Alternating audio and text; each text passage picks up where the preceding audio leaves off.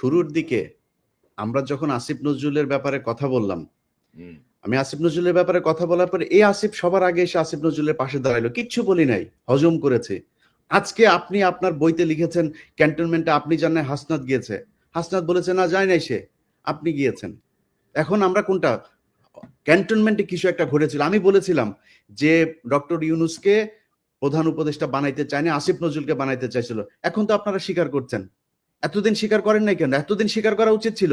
তাইলে তো আসিফ নজরুল আসিফ আজকে যায় মানুষের কাছে যায় বলে যে সে তার আসিফ নজরুলের সাথে তার সম্পর্ক ভালো নাই, ইলিয়াস ভাই কেন আমার পেছনে লাগলো। আরে ভাই, আপনার সাথে ভালো সম্পর্ক না আমি কেমনে বুঝবো? আপনি প্রথম আলোর নিয়ে আমার আমার আমার আমার যে রক্তের ভেতরে এন্টি ইন্ডিয়ান যে সেন্টিমেন্ট আমার ভেতরে কাজ করে, তার সবচাইতে বাংলাদেশের প্রধান দোষর হলো গিয়া প্রথম আলো আর ডেইলি স্টার। আপনি সেই প্রথম আলোর কাছে যায় তারপরে আপনার বই করেন, আপনি আর জায়গা পান নাই কোথাও।